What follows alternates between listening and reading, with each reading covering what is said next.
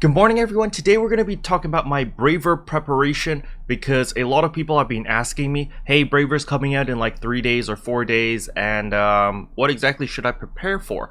So if you are the average player or the casual player, honestly, prepare for nothing. Content is so scarce that there is no point in preparing for anything right now, because the moment the Braver comes out, if you're going to be trying to buy things on day one, everything is going to be stupidly expensive.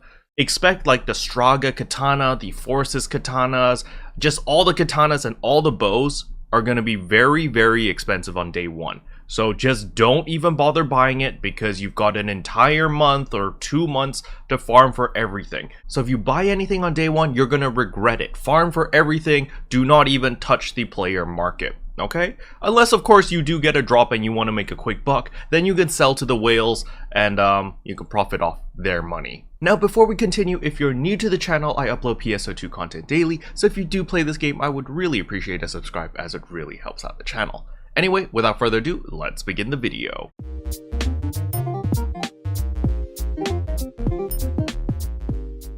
Alright, so the very first thing that I have been doing to prepare for the Braver, and it's something that I just do every single day, is simply collect minerals and ores. So all of those photon chunks, trinites, monotites, whatever, all of those, I've simply just been doing my material route every single day, slowly building that stock up. If we look over here, I've got 1,174 photon chunks, 2,362 of these photon cores, and if you look at all my other ore, you can see, monotites, the dualtites, as well the trinites, they're all in the hundreds to almost thousands. The only reason why I'm lacking on trinite was because I recently did a couple upgrades on this weapon over here, the Forces Wire. I had to get its potential up. So this flows perfectly to the second part of my preparation, and that is getting a Forces weapon. So as we know, the Katana is going to have two different choices for 4-star weapons. You're going to get the Forces weapon and you're going to get the Straga weapon. So if you only care about damage and you're very confident in your counter abilities and your dodging abilities,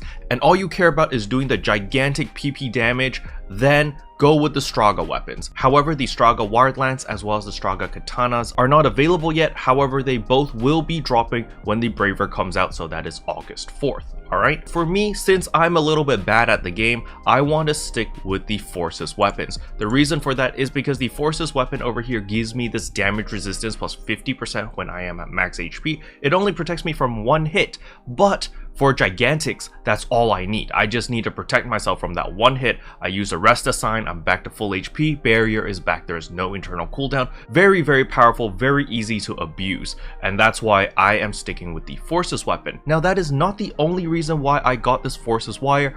It is actually because of the Fixa Fatale level 4. So Fixa Fatale over here gives me 12% more critical chance. The reason why I want more critical chance is because I think the Braver is all about crits, because that's how it worked back in base PSO2. I might be totally wrong here, since we are only maximum level 20 right now. Our crit rate is very, very low, so if you can afford it, you probably want to go with Fixa Attack. I believe Fixa Attack level 3 or above is probably a good investment. Hopefully they're not too expensive, or you can simply wait for the new urgent quest and see what those weapons are. Maybe they're 5-star rarity weapons. Then we just throw Straga and throw this out of the window, because we just take the 5-star weapon, it's better than 4-star, and then we just demolish everything with that. Okay?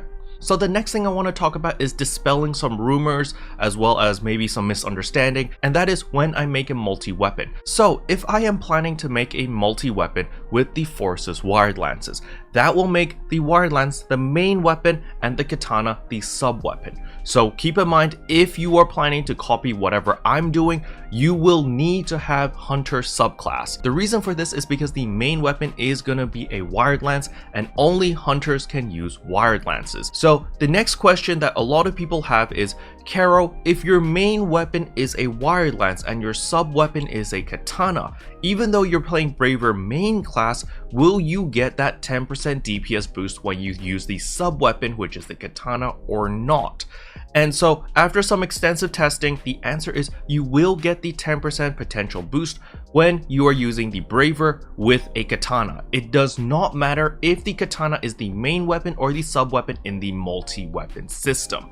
It's as long as you're playing the main class and you're using whatever the main class's main weapons are, you will gain that 10% DPS buff. So hopefully that dispels any misunderstanding or myths going around, because it was very costly to test that. And yeah, anyway, there you go, you've got the answer now. Alright, with multi-weapons explained, the next thing I want to talk about is what if we get 5-star rarity weapons from that new urgent quest? Then maybe you guys should be prepared with your silver Primm swords, you know, get a whole bunch of plus 20s. As you can see here, I've got a whole bunch of them just sitting here ready to use on any new weapons that I want to invest in. I've got all of the resources farmed up and ready to go. And same goes with the units over here. Units are a little bit lacking. I might need to build up on my stock over here, because I recently was upgrading my armors, and so I'm a little bit low on supply over here. And last but not least, we have to talk about fashion.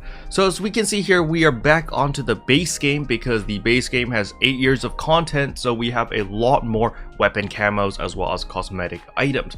Now of course, if you don't care about the cosmetic items on your character because you like the new Genesis body type, you like the 8K textures, the high resolution, you know, it just looks nice on the character, that's perfectly fine. However, there are a lot of free weapon camos which you guys would have gotten if you completed episode 1 to episode 6 of the story in base PSO2. So if you have completed it, make sure to come over here to Ziggs, so they're right next to Dudu or Monica. You talk to Ziggs and then you click on get other items. And if you've completed episode 4, you can use phantasm emblems over here, and then you get the choice of 2 different katanas. There is the Ame no Hibakiri, which is just a regular katana over here, but you know, I know some people prefer the black clean look, or you can get the divine blade Ame no Murakumo, and this is the nice one. I like this one a lot. I just like the white and like the little ribbons and everything. This katana is also very, very nice. So these weapon camos you can get for free, but remember, you only get 1 phantasm emblem, so pick wisely. If you want to get 2, unfortunately you're going to need to defeat Phalag, and there is no difficulty selection for Phalag. There's only 1 difficulty, and she is going to kick your butt unless you are really, really pro and maybe you're level 100 and overpowered and overgeared like me. Then sure, you can beat Phalag really, really easily.